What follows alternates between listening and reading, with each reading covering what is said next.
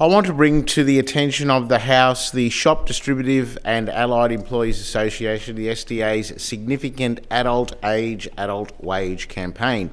The union is campaigning to end the current system of unfair wage rates for junior workers in the retail, pharmacy and fast food industries. People aged 18 to 20, despite being legally defined as adults, receive junior rates of pay. This is plain wrong, as it results in adults effectively being paid lower rates of pay than their older counterparts doing exactly the same job. In some cases, workers receiving junior rates are actually supervising or managing workers who are being paid the higher full adult wage, that being the wage which is paid to all workers over 21. Despite having more responsibilities, these workers are being paid less than the older people they supervise just because of their age. Currently, under retail, fast food and pharmacy awards, the pay rate for 18-year-old workers is 70% of the full adult wage.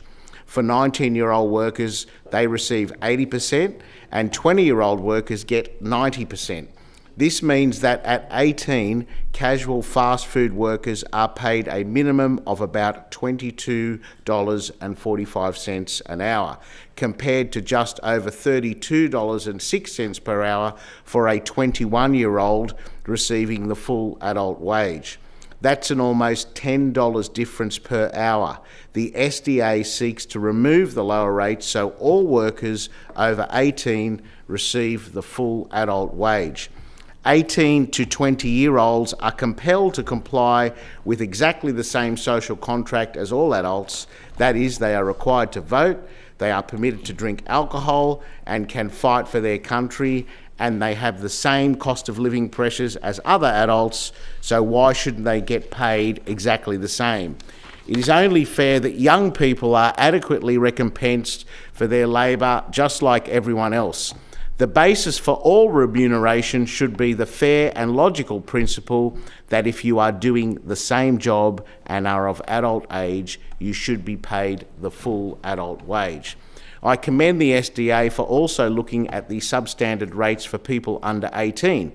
The SDA seeks to lift the wage rate for under 16-year-olds to 50% of the full adult wage and for 17-year-olds to 75%. While this cohort may not be as experienced as adults, they nevertheless need to be adequately recognised for their labour. Following on from my earlier example, under 16s working casually in fast food can be paid as low as $12.83 per hour, whilst 17-year-olds can receive $19.24 per hour. To remind you, the full adult minimum rate for casuals in fast food is $32.06 per hour.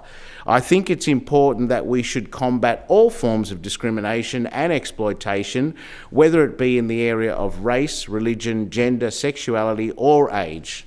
And I commend the SDA for bringing this very important issue to the public and government's attention. I note that the first directions hearing was held on the 28th of June, with the next one scheduled in March next year.